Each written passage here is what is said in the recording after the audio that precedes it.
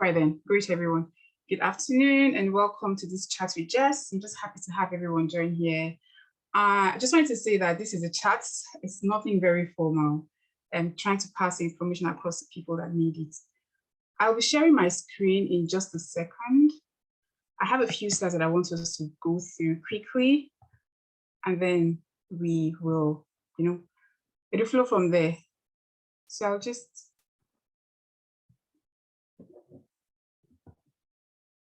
start to share my slide screen.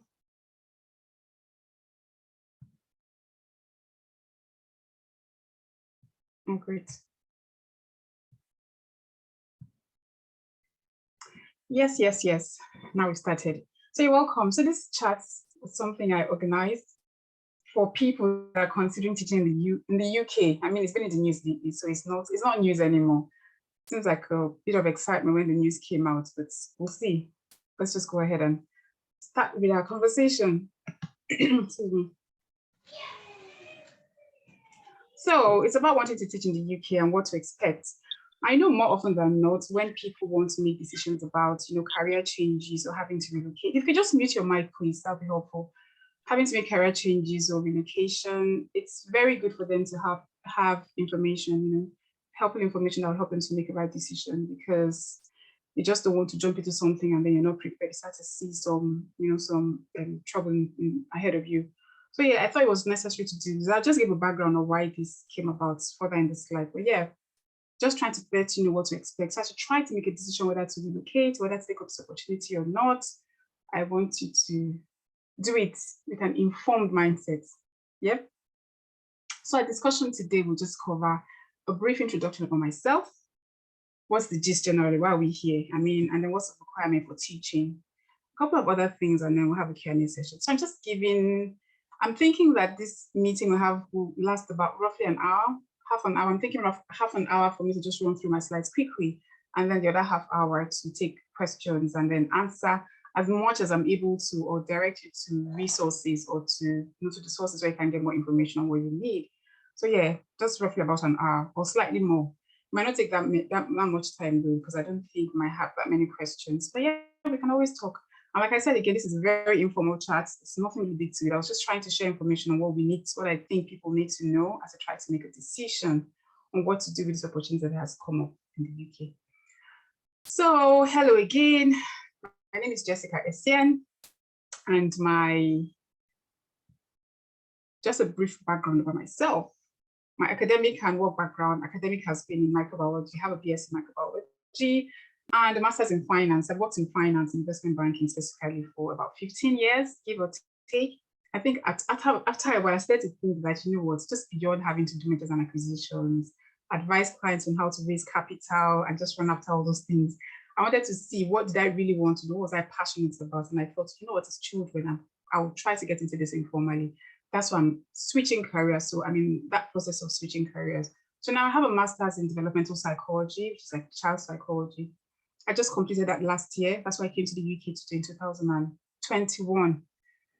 And I'm now in education. So I work as a teaching assistant, not a teacher yet, teaching assistant in a primary school in England, somewhere in England, yeah.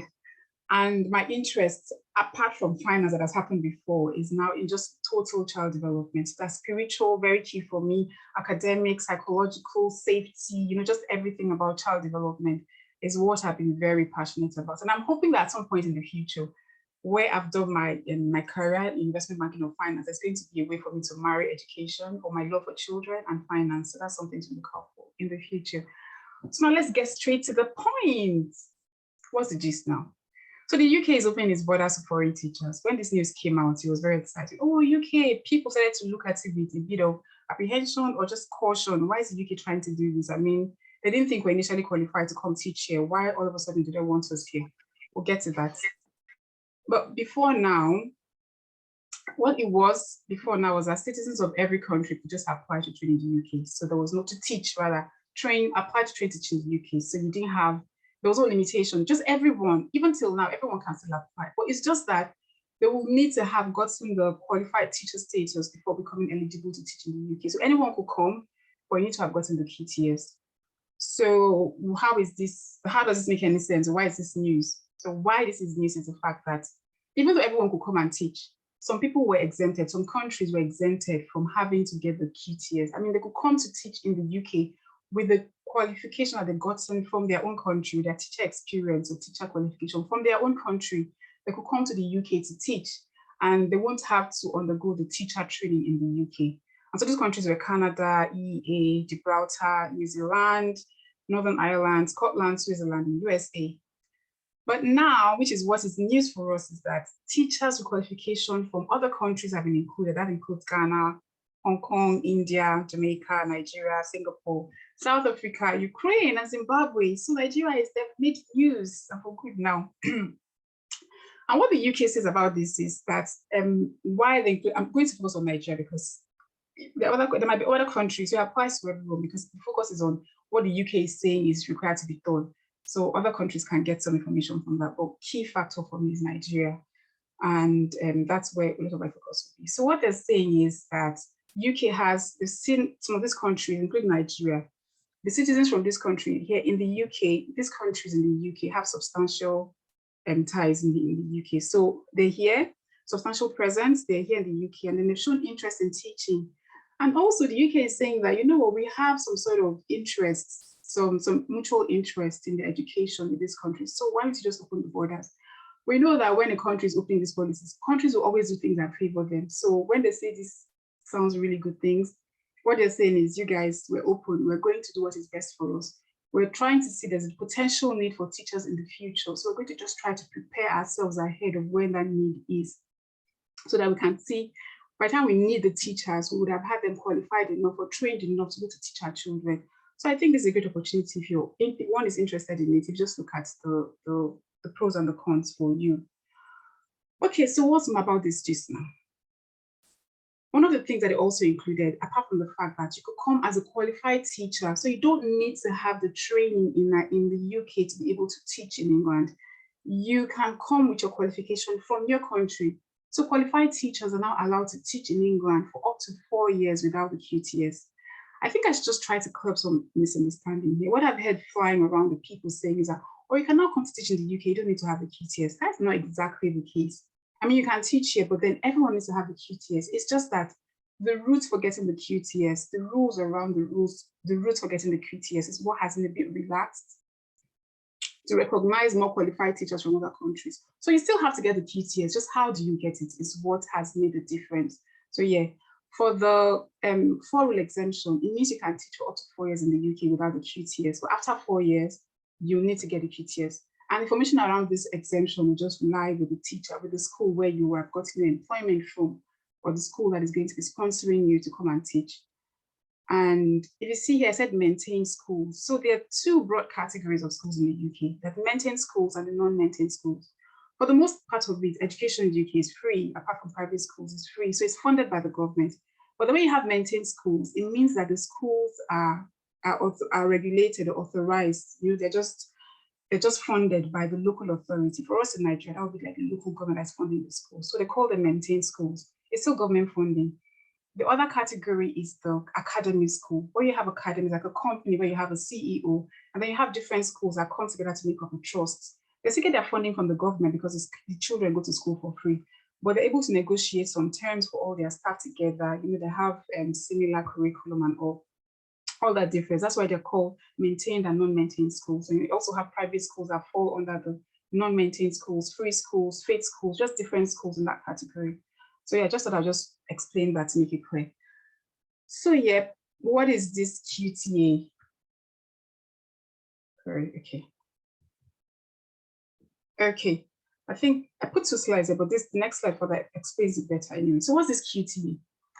This QTS, rather, I'm sorry. So the QTS is a legal requirement to teach in many schools in England. When I say many, not all schools are required, but for maintained schools, that are schools that is funded by the local authority, it is a legal requirement. You need to have it to teach.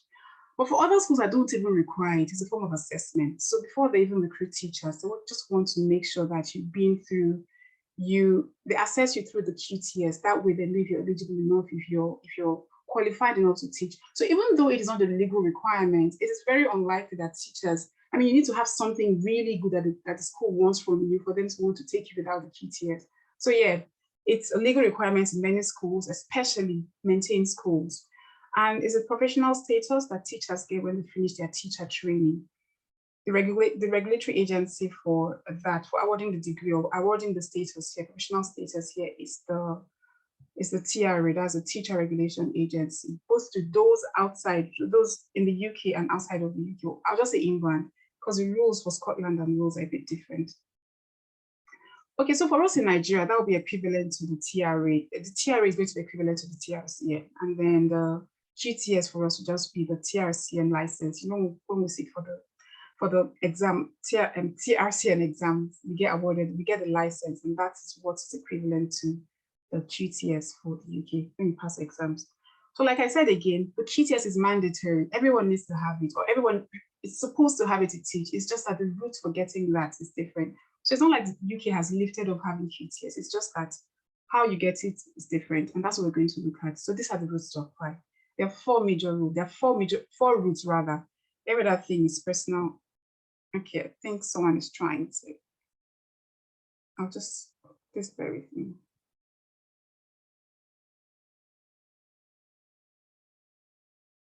Okay.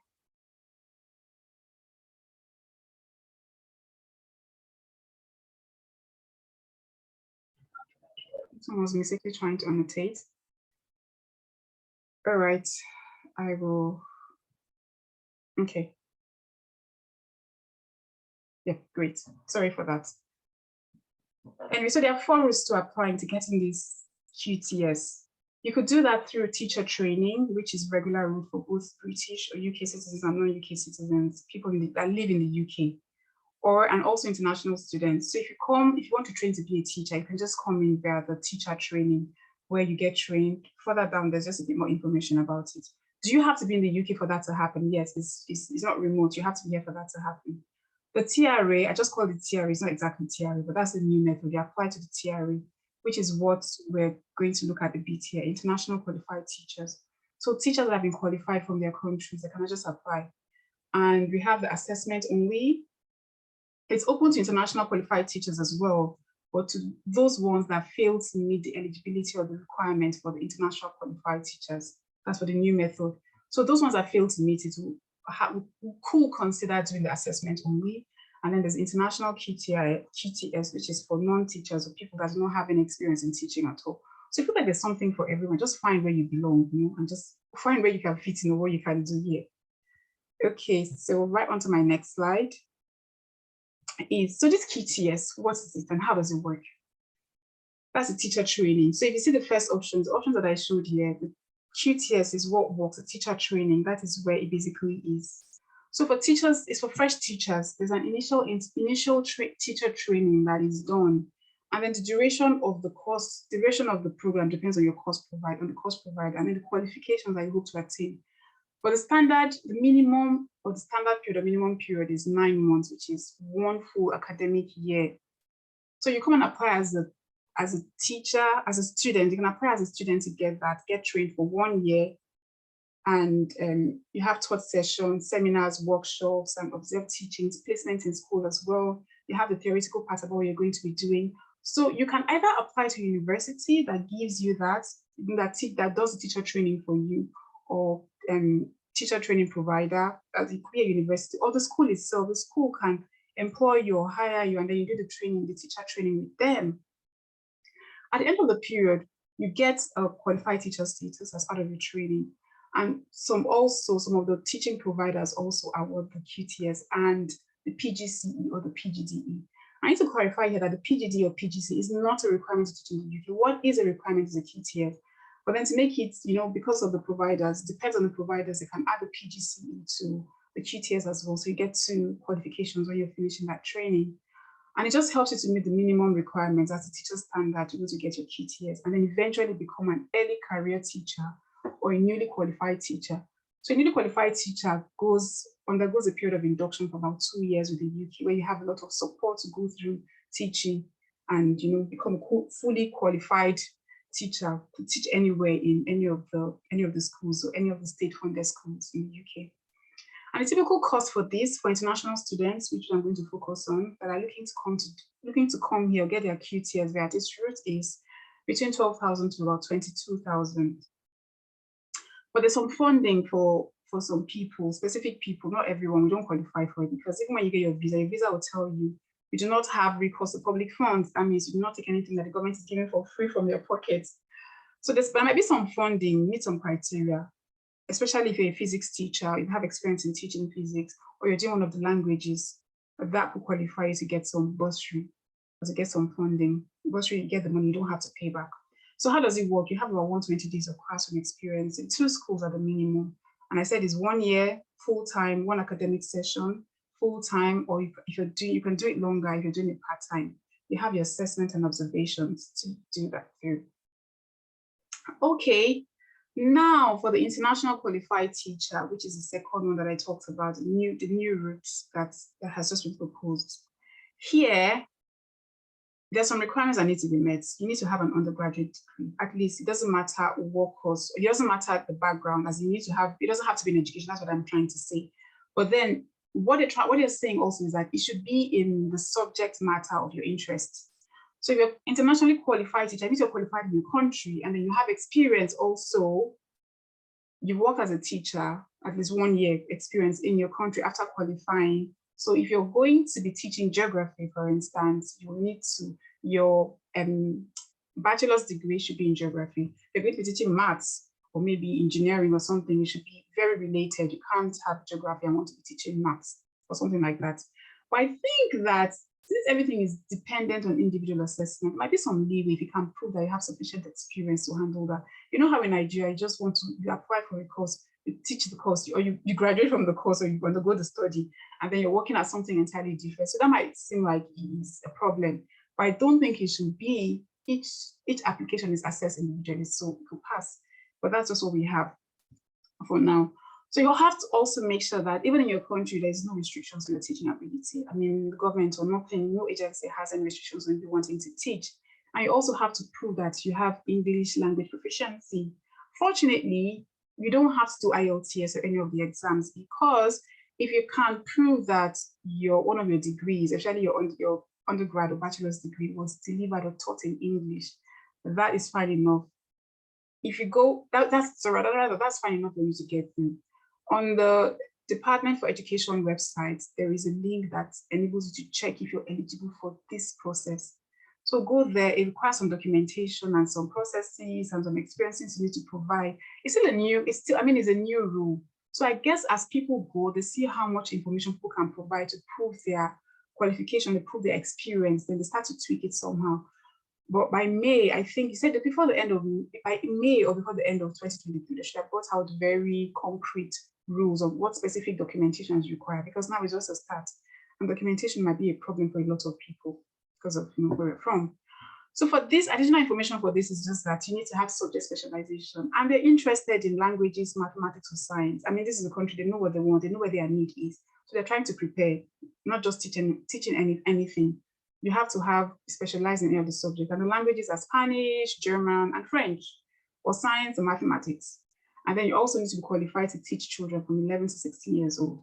That's to show that majority of the need here is in the secondary schools and not necessarily primary schools for this international qualified teacher status. No fees required. You just get on the UK and Department of Education website, directly to the no fees. You check, no fee required, no further training. You don't have to be in the UK. Just check, are you eligible? They tell you you're eligible. Then they will award you the QTS. It is when you now have the QTS that you can now come and apply for teacher jobs or teaching jobs in the UK. That's the international qualified teacher. But like I said earlier, some people do not meet the eligibility or the requirement for getting that, just being awarded. So what do? They have to go to the first option. That's number one. I said undergo the initial teacher training. Again, that means you have to apply as a student, teaching student, apply as a student to teach, but apply to teach as a student, and then you pay the necessary fees, which I said was about 12,000 to about 22,000, including your cost of living. Yep, and then you have the assessment only QTS. This assessment only, you have to ask the question that if I don't qualify for the first one, if I'm not eligible rather for the first one, how am I able to do the assessment? And it's possible. You have to apply to a UK government approved teacher training provider and then do an assessment for you to check, like, okay, you don't meet the qualification for the QTS now or eligibility for that. We can still assess what you have done so far, your experience, your teaching, everything. When we assess that, we can tell you if you're qualified enough and then push you to get the QTS. The cost of this is around £1,500 to £4,000. And it could be more than that if you're outside the UK. And then you don't have to be in the UK for that to happen. You can do the assessment from your country. And then they're government approved teacher training providers that provide the service to you. So you need to check with that. All of the information and the links to get these things are all on the Department of Education website. This is just a summary. So if you need more information, more detailed information, if you're interested, check there to get that. So you have a list of the teacher training providers, and then they do an assessment for you at your place of work. Sometimes they have some affiliations, like you're working international school, like say British International School in Nigeria, or some, other schools that have affiliations. You could contact them and they will help you. They will let you know if you have to work in this school to be qualified or what you need to do for you to meet that qualification together. But then also you need to have 2 years teaching experience, a bachelor's degree typically, English language qualification, maths qualification. And typically, if you have your degree or your education outside of the UK, they will have to do a comparability check that it meets the standard that's comparable to whatever degree you're getting in the UK. So if it's a BSc, they need to check that it's the same standard with what they're obtaining here in the UK for a bachelor's degree. And the same thing with the GSCE, which is our WAEC, GCSE rather, which is our WAEC. That comparison had to be done. And then the third part is the international QTS. This one is open to people with no teaching experience. So you don't feel like, well, I need to get into teaching. I don't think I have £12,000 exactly right now to go ahead and apply to teaching students. And I cannot afford to make the entire trip to the UK. I mean, there's living expenses there, there's flight, there's accommodation, there's everything you need to worry about. Not to worry, this is for you. So if you're aspiring to be a teacher, you're inexperienced, this is something you can go through. It's the same standards. Once you complete the program successfully, you get the QTS.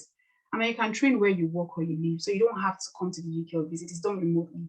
Just apply to accredited teacher training provider. You need to have a bachelor's degree in any field, but then should be related to the field that you want to teach in. Maths qualification, so the GCSE standard, and science qualification if you want to teach ages 3 to 11, that's in primary schools. And then the fees for that is from £9,000. And like I said, you have to register with an accredited IPTS training provider. The list of those are also on the website of the UK Department for Education. Okay, so what are the immigration requirements for it? I mean, even though they're telling us you can come to the UK and teach, it's not for free. You can't just get on a plane and start flying to the UK and say, I'm coming here to teach. You need to have your visa done and sorted. So teachers from abroad, the skilled workers, those are the ones first. The skilled workers visa, you need to apply for the skilled workers visa. That's the one that replaces the tier 2 visa and to be considered for salaried positions.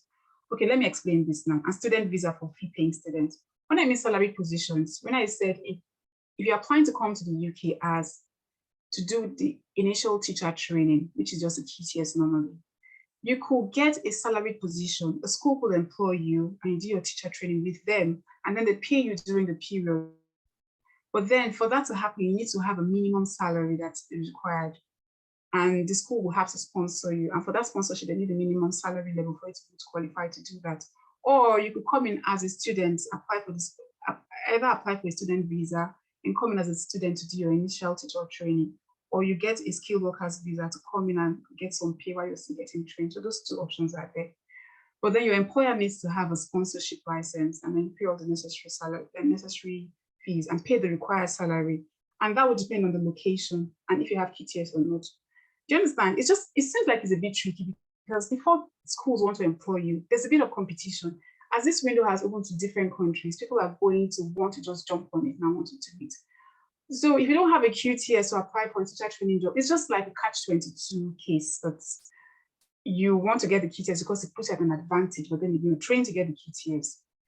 Anyway, once you're able to get the teaching job or the teaching job that gives you the teacher training, you could get paid for it and then move here to do it.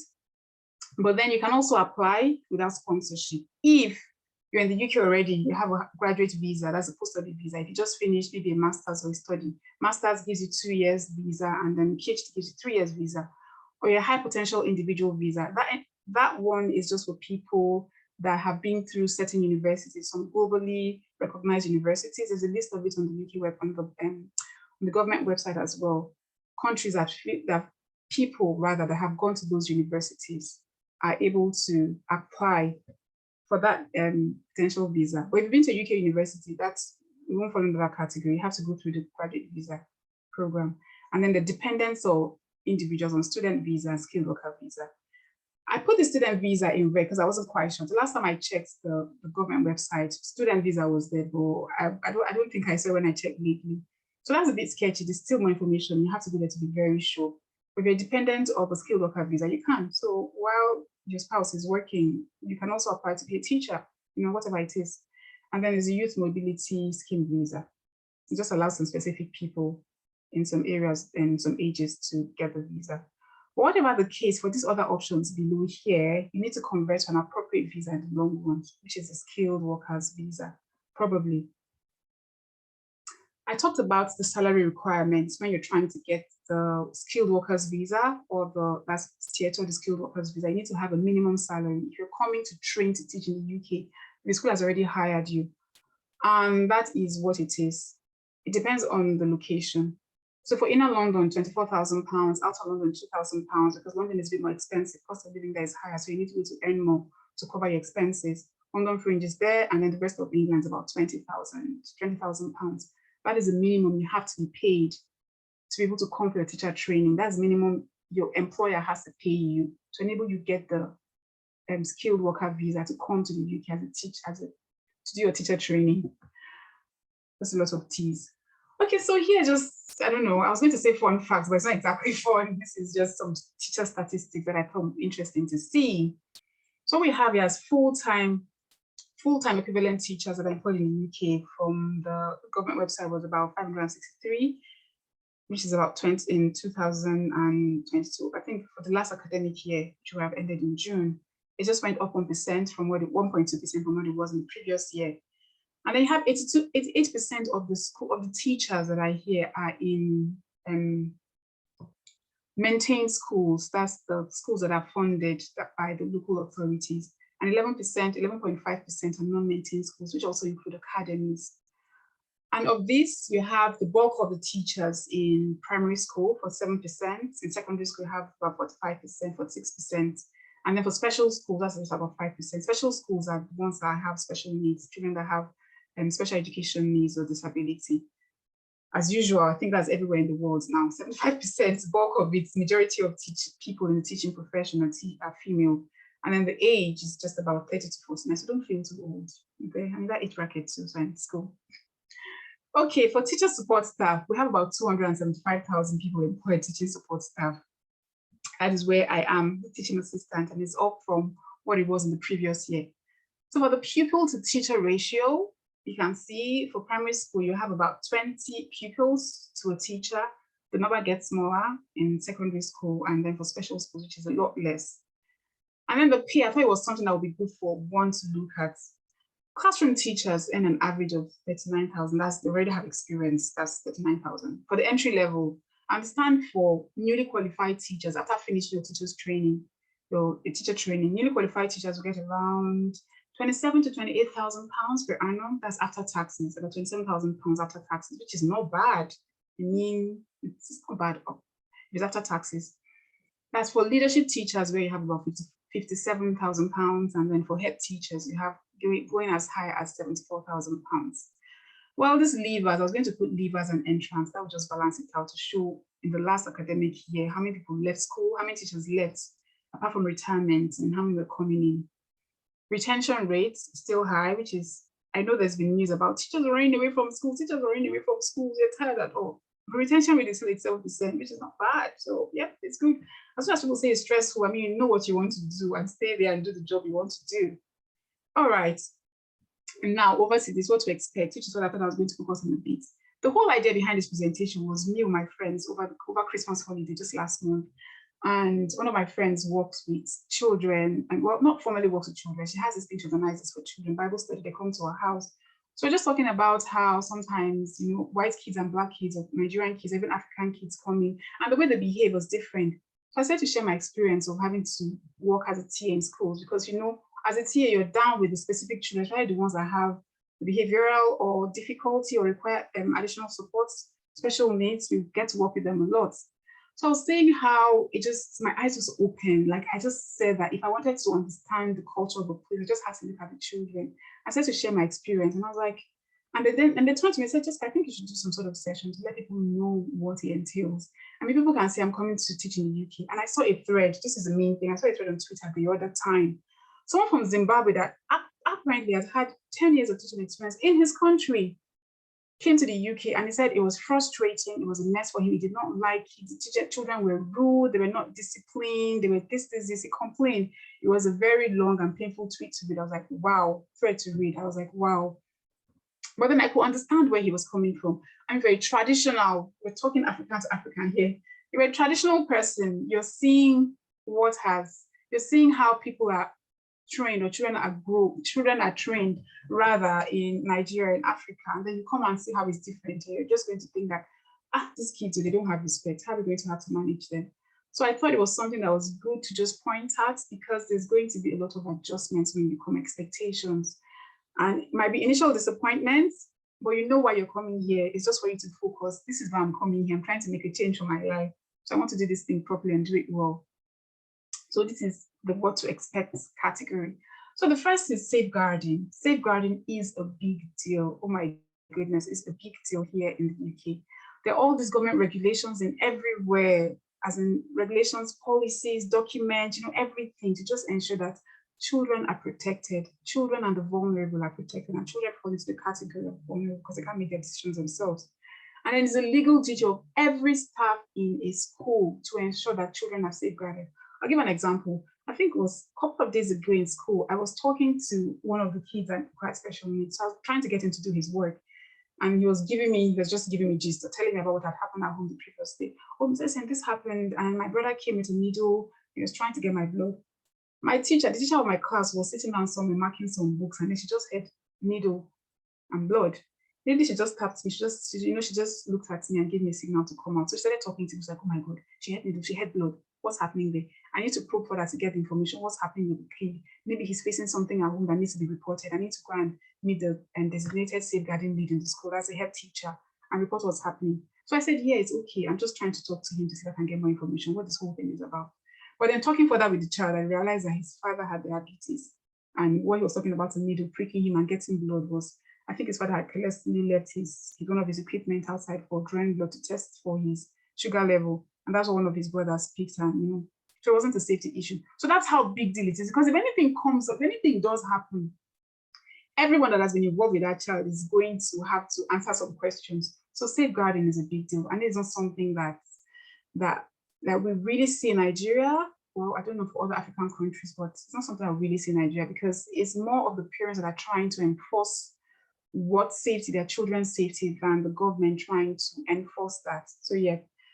And then to come and teach in the UK too, you need to do your DBS. DBS is disclosure barring service. You need to get a certificate for it. They need to have checked that you have no criminal record and you have no issues working with children in the past. There's nothing of that sort. So one of the requirements for that is a police report. When I was coming for my master's in 2021, I did a police report because I was like, you know what, in case I just need to have it, I'll just do a police report. I did a police report, which was helpful for me. Because when I came, but the police report we do in Nigeria is valid for 3 months. After 3 months, it's expired. So for the period I was here, when I started schooling, I couldn't get a teaching assistant job because they required me to work more than 20 hours and my visa won't allow that. So I just had to step back.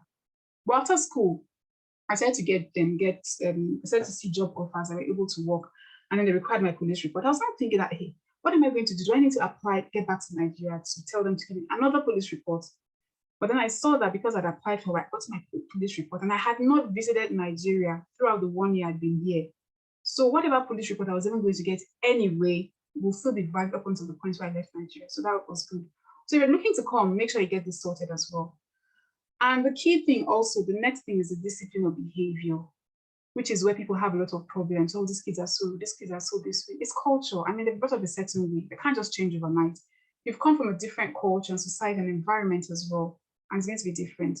What I see is that, okay, well, the main thing is that every school will have their policy on behavior. There's one that the UK government has, the Department for Education has, where every school and head teacher has to go and then determine what they need for their school. But it is a big deal because you need to get support from the school leadership. Where teachers have complained that they're lacking, where children have really been rude to them, is because they do not get that much support from the school leadership. And that determines to a large extent how children respond to discipline issues. I mean, if the leader doesn't support you, what you're trying to enforce, how are you going to work around that? Because I've heard cases of children being very rude, nasty, calling names, making fun of the accent, everything. And teachers just they start to get frustrated with these issues. Like, how can I deal with these children? Because I can't do anything to them. Anything meaning you can't discipline them the way you normally discipline them in Nigeria. Here, discipline is more positive behavior rewarding. Did you do this? Okay, I'm encouraging you. It's just positive, enforcing that positive behavior all the time, and not even punishing negative behavior. You have to be very sure that even by your punishment, you're trying to meet out on the child. It's not going to affect them mentally for them to go and consider suicide. So all these things need to be considered. That's why some people just be like, you know what, I can't just do anything. I can't have to deal with it. So that's something to have in mind. It's a different society. They're different. They behave differently. So prepare your mind for that. Some people are already in private schools in Nigeria, so they know how that works with children there. And you know how you have in Nigeria where you could just tell the child and say that if the child is misbehaving, you could tell the child, I'll tell your teacher, and the child just make me sit up. Well, I can't let maybe somebody, Miss Smith, know what I'm doing at home. That's not the case here. Instead, the teacher will tell the parents, the teacher will tell the child, I will tell your parent for them to sit up. So mostly rest with the parents there. So there's only so much you can do as a teacher, but then it's going to be in line with whatever your school or your academy supports for teacher and for policy on behavior of children. And then the last part is just a culture. General culture of child upbringing is very different here than it is for typical African households. And because we're very religious, religion plays a major part for us, which is different from here. I mean, a child can tell you, I'm not religious, I don't know what that is. I don't categorically. And sometimes you're shocked, but that's who they are. I mean, that's what they've been brought up. That's what they've been brought up to do.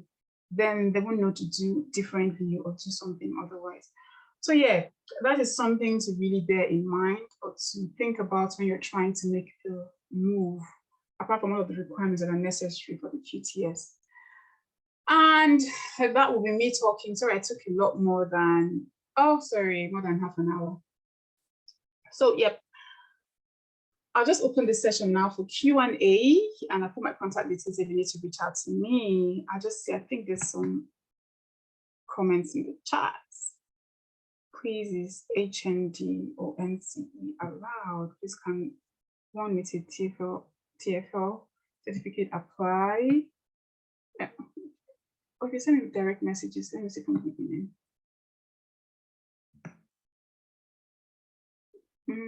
Okay.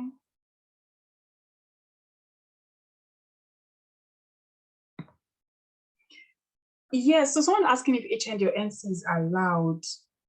And what they have said on the website so far, this is just a new set of regulations. It was just 2 days ago, that's on 26th, that the website was updated with all the information that's currently provided now. It's going to be on an individual basis. But I believe that if it is recognized, as a degree in Nigeria, then it shouldn't be a problem. But I'll just go on the website to check the eligibility. I mean, once you just click on the link, it gets you to start the process. You sign up and then you upload some documents, and then it lets you know if it's allowed or not. And since it's a new rule, people are still tested. They say from February 1st, so nobody knows for certain that HND or NC will not be allowed. People say that it's not listed there, so it might not be allowed. But then again, once the process starts, people are still, it's so fresh. As it progresses, which is also what they said in the website, as it progresses, they will now see that documentation for something that required needs to be changed or tweaked, and then let people get some sort of documents or verifications in that was not initially stated on the website. So yeah, I'd rather go to the website and check to see if it meets the requirements. Okay, so let me see. Does anyone have any questions? You want to raise your hand?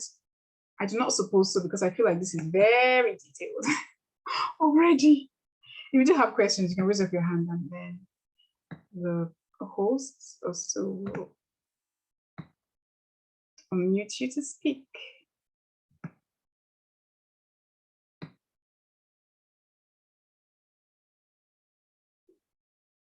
Okay, someone is saying, please, can a dependent spouse apply that has a degree for BSc? Also, please, can you flash the highlight from the beginning? I joined late. Okay. Can a dependent spouse apply that has a degree? Yeah, a dependent spouse. Okay, I don't think I understand the question. So if you want to raise up your hand, please, and ask. So who has a visa, and what visa does the initial person have? Does the spouse, the main spouse, have to let them be here? If it's a skilled worker visa and you're the dependent and you have a BSc, of course you can apply to get the initial teacher training, but you have to do that. You know, you have, because you're an international person, you have to do the whole 12,000 to 20,000 pounds. And if you have an area subject of interest, you could get a bursary of up to 27,000 pounds. Apparently, the covers everything. Or you can even get a scholarship if you're going to teach maths or physics or some science and physics. I think it's physics or languages. You can get some bursary. So yeah.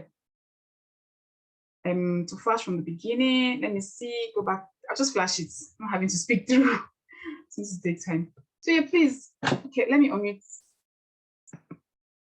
Who is it? I think you can mute, right? Someone's hand is raised, but the person's mic is not connected. So I don't know how that's going to work. I don't know if they can even hear me. Okay. Someone, okay, Christy.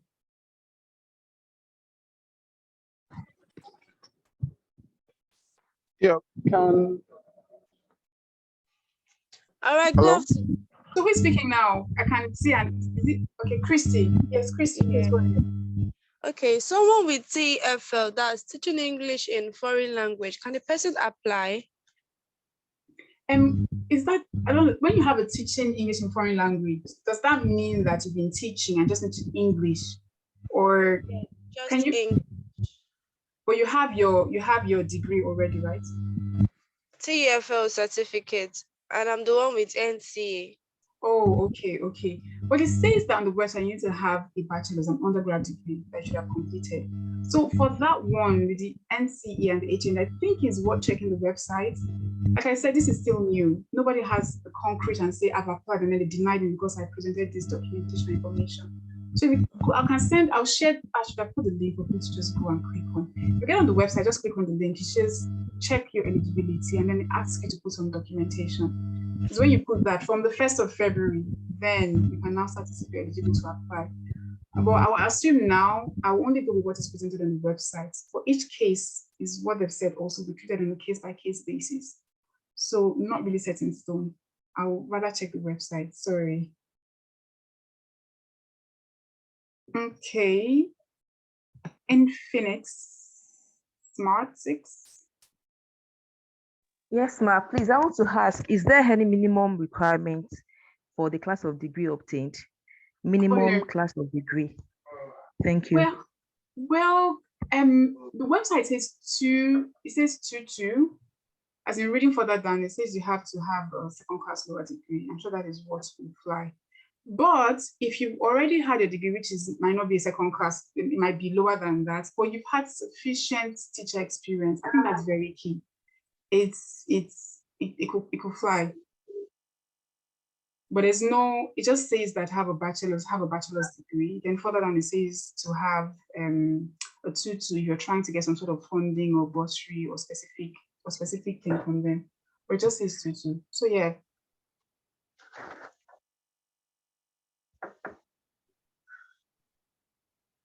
Okay. I hope that answered the question. And then we have Enma.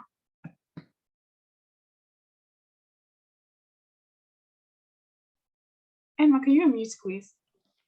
Okay. I am a business education graduate. I graduated with business education, accounting precisely. Okay. So I want to know if it's going to be possible for me to apply as well. Oh yeah, I think of course you have business education. You've been teaching for a while, right? Oh, And you have business education, you're teaching for a while, you have experience. So yes, and you have your TRCN qualification. Yes, of course. Why not? Just get on the website. But the thing is that the focus is on 3 areas now, though. Since you said accounting, I'm assuming that accounting can fly for mathematics because the focus is on science, math, and languages. Now, it might expand to other subject areas, subject specialized areas. But the focus now is maths. So I'm assuming that since you did accounting, that should qualify you to teach mathematics. It doesn't have to be maths, maybe accounting or statistics or something in the line of enumerate science or enumerate arts course, or I don't know, finance will let you do that. So yes, I think you do qualify to apply. If you check eligibility status, check first for the QTS. If you don't meet the QTS, then you can try the assessment only, but it could just assess your eligibility to get the QTS.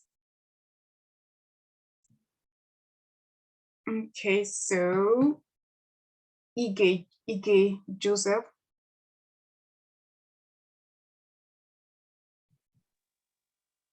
Hello. Hi. Okay. Yes. Good afternoon. So Good afternoon. I have 2 questions. You have what, sorry? So the first, like 2 questions, actually. Okay. So the first question is that if I have actually an NCE and a BSc in education, Okay. and specifically the program I went for is agricultural science. You understand? Mm-hmm. So is it possible to apply for the science, that's for the science gateway? Yeah, yeah, I assume so, because it just says science. It doesn't specify what sort of science. It doesn't say if it's natural science or not. No, it doesn't specify what science it is. Yeah. Yeah. So yeah. It's agricultural science. Yeah, I understand. Yep. Okay. Since there's no specification, yes, that will fall in the category of who that would apply for it. Okay. And the second question is that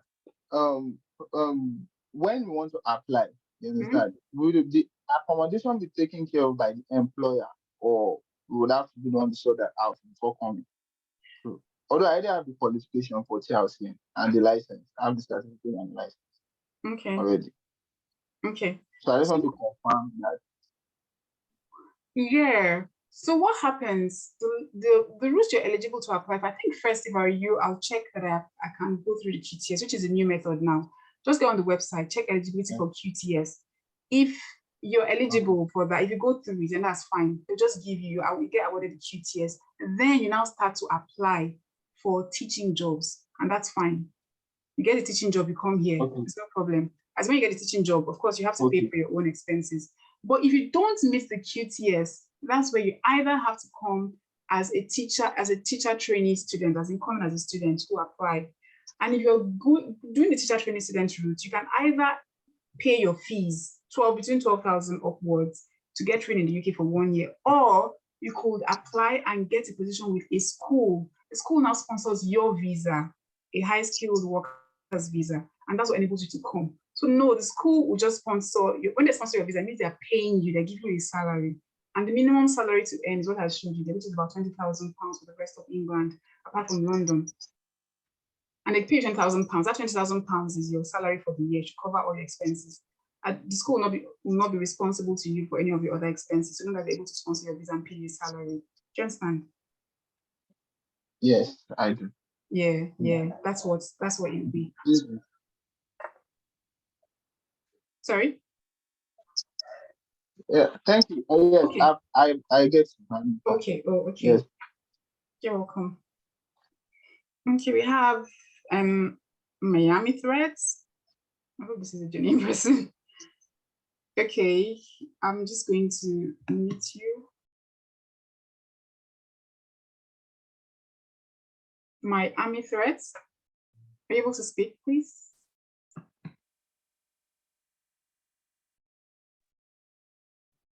Hello. Oh, okay, he's a real person. Good. Hi. Actually, I read social study education, but have been teaching in the nursery section for more than 5 years. So can I apply too? For the nursery section, I think I saw what I saw for the nursery section. For the nursery, that's primary. Yeah, that's KS1, the key stage one. The key stage one is from age four to 7. That's years 1 and 2. Yes, so if you can apply education and social studies, social studies. The course specialization I saw though was just sciences and languages and maths. So I'm not sure about that. Even for the primary section from ages 3 to 11, what it was saying that you needed to be able to show that you had a qualification in sciences, in any of the sciences, probably any of the sciences in the lower primary level. So I'm not sure yet that it is open to other subject disciplines or areas. And like I said, it's more subjects might be added as the need for them in the UK increases, or the need for them comes up, and they'll add other subjects. And my focus is just maths, science, and languages, and those 3 specific languages. So yeah.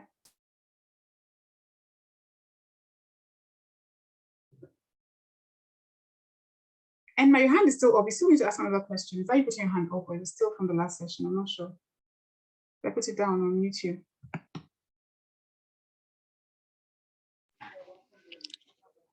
Hello, hi. Hi. You made mention of TRCN. If I don't have the TRCN, is it that I'm not going to be eligible to apply? No, you're not, unfortunately. They said you should have met. Yeah, you should have met it. You should have been qualified as a teacher. You should have been awarded the qualified status, or called a teacher rather, by the organization, by the agency in your country that is in charge of doing that. So it has to be TRCN. But I finished with BSc education. Is that not enough? Yeah, so even if you finish in the UK, you could go and have a degree. Like you have a degree in maths or English, you still cannot teach in the UK. You do not undergo the teacher training to get the qualified teacher status. So if here in their country, they won't let you teach, even if you had a degree in your subject without getting the qualified teacher status, then I do not suppose that anyone from outside of the UK will come in, because they say you need to be a qualified teacher.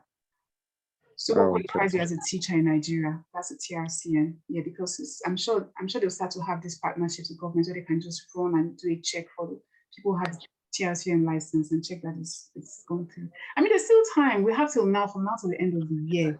If it's something, I don't know how long, I'm not sure what the process for applying for TRCN is to get, but if it's something I can do now, you can start to work on. I think you should, because I know by the end of 2023, the rules have been updated again and changed. So now that it's still early, where nothing is set in stone, where it's still a bit flexible, documentation are already set in stone, they're just seeing how this goes. And it's still a new thing. Might be want to get ready and jump on it before they start to bring up very strict rules and say, well, you have to have this, you have to have that. It's just a TRC requirement that you need to have. Yeah. Okay. All right. I'll work on that. Okay. Thank you. All the best. You're welcome. Okay. Amidat Yabo.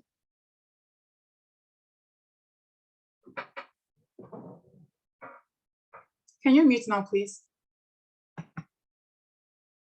Okay. Oh, okay.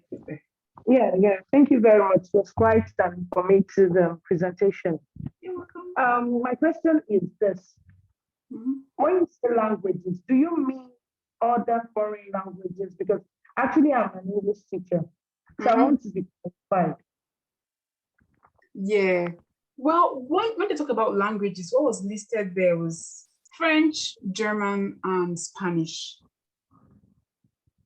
So but then I didn't say English language there though. It just says languages.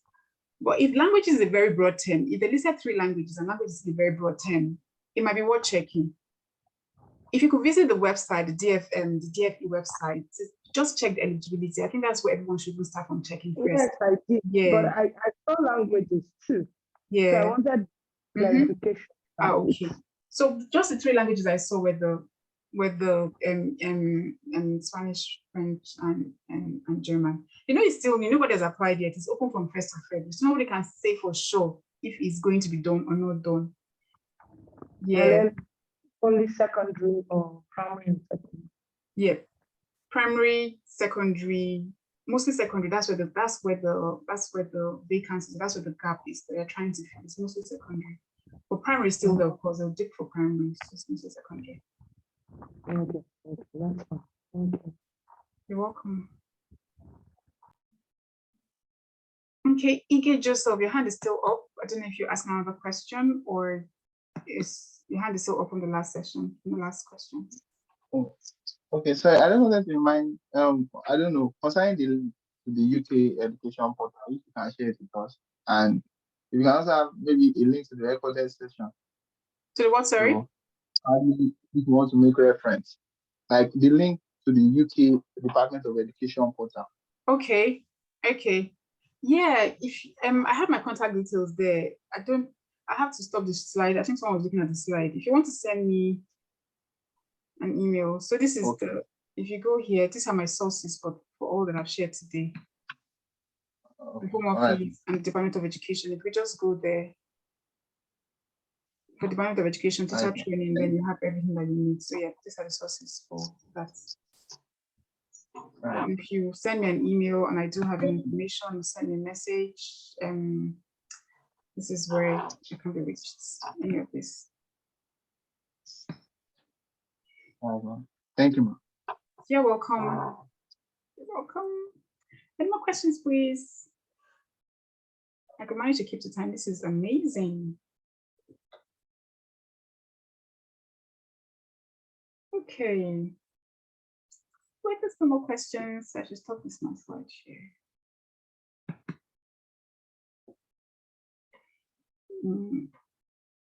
Okay. Oh, I think there are more questions. Let me just check the chat quickly before I end this. Oh, someone is asking. Let me just go from the beginning. If someone says she can't hear me at all, your audio is not connected. I know your hand has been up. Your audio is not connected. I don't know what to tell her. She needs to, I don't know. I'm not sure what to say.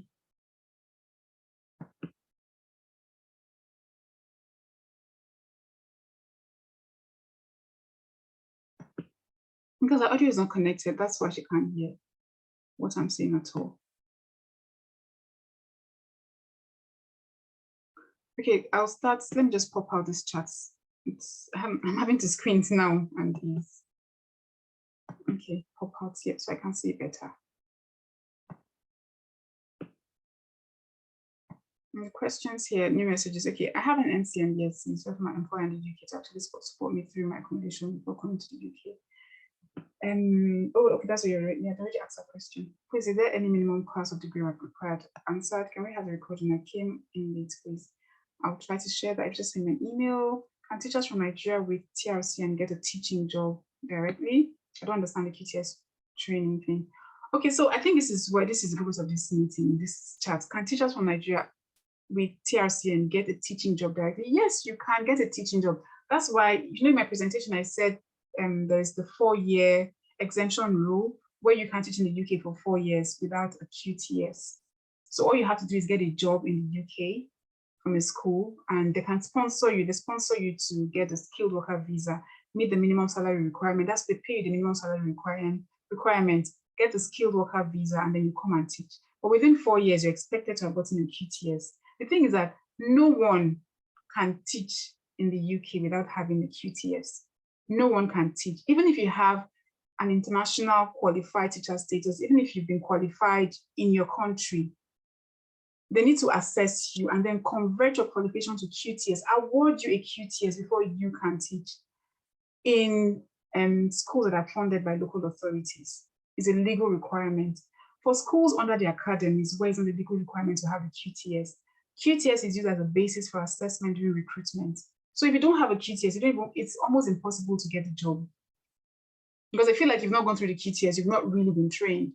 So you need to have something really, really good, like a prodigy or something that you have some very special skill, that they'll be willing to overlook every other person with QTS and experience to pick you that doesn't have the QTS and just has experience. So you need to have something very strong to present to them before the school can hire you.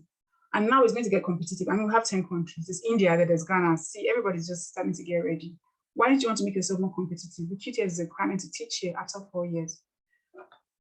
So yeah, I would consider that. It says, can creative art primary school teachers apply? For now, the subject focus is just on science, languages, and mathematics. And if other subjects are required, they're going to make an update. So by May, we're expecting another update on this entire process by May. We'll know if more subjects will be included. Subject specialism will be included for us to see. When you say language, you mean other foreign languages. Okay, that's been answered. Can someone with a BEd in social studies apply? Still sciences. Do you need to do QTS assessment after having a care? Yes, please. You need to do care. I think I just answered that, so I don't know, that's already answers the question, because you need to have the QTS legal requirement. Those that don't require it will still assess you based on that, even though they don't require it legally. And if they don't hire you based on that, you can't start trying to sue them and say, oh yeah, you guys rejected me because I don't have this thing, I'm going to sue you. That's not possible. Why don't you just have the QTS at once? And even if you came to teach, after 4 years, you still have to have the QTS to remain, to continue to teach anyway. So it's very important. The QTS assessment is an assessment, it's another route. So rather than going through the qualified teacher status or having to just check the website, if you're not eligible for that, you do the assessment. That means that you sign up with a UK teacher training provider, you pay them the money, they work with your school or partnership schools and then start to assess you on the job. It's only when they have done all the assessments. It's an entire process, not just maybe 1 or 2 weeks, an entire process. When they've done all the assessments and then you pass, they will now send you to the TRA to get your QTS. So the QTS in the end will still become necessary. Yeah. It's someone, your audio is not turned on. Okay, thank you. Someone without teaching experience cannot. No, someone without teaching experience, you can apply. That's IQ. That's the international QTS. The international QTS, you don't have to be in the UK. You don't need to have any teacher training experience at all. You can apply from Nigeria where you are. It's about £9,000. You apply from Nigeria where you are, get a teacher training provider, apply from there, and then you start your training. That can put you through the entire process. When you're successful, then you get awarded your QTS. From IQTS, you go to QTS, and you can now start applying for jobs in the UK to teach. And since you're already doing the training with the teacher training provider, they will already connect you with schools that are looking to hire people. So they can, yes, you can do that. Or you can just come to the UK as a student and apply the student visa and do your initial teacher training.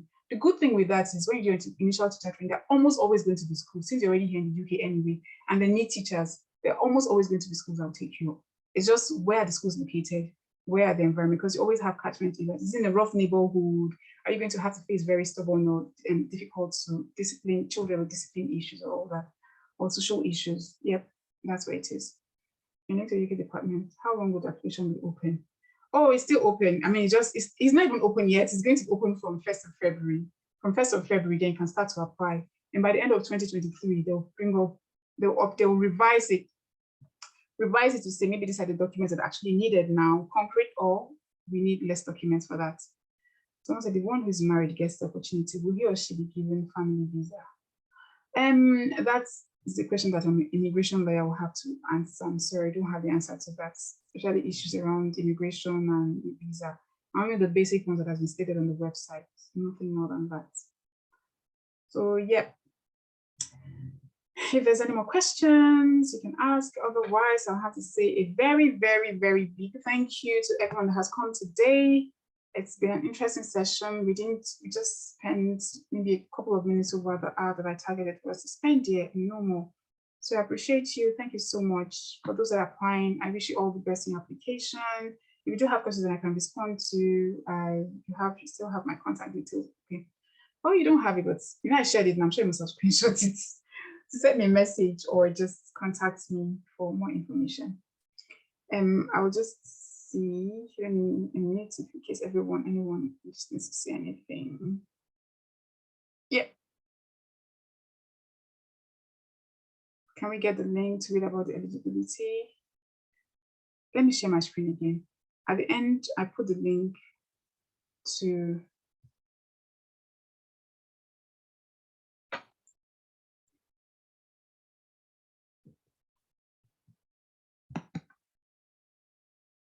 It's so lovely to see, meet all of you. Thank you for listening. But these are the sources. So these are the links here. If you just go to the UK Department for Education, that's the link there. If you just Google it, put in your Google search to come up and check the Home Office when you want to see the visa or immigration requirements for that to happen. So yeah, that's what you get. I hope that answers the question. I see more questions, more comments. Thank you so much. Thank you so much. Oh yeah, thank you everyone. Thank you for coming. I hope you have a wonderful rest of the weekend and all the best as you try to pursue your application. Everything goes well for you. Yep. Thank you and enjoy your weekend. Goodbye, everyone. Thank you, Mama Sika. Thank you, Sister Jess. Thank you. Thank you so much, Ma. We're grateful. You're welcome.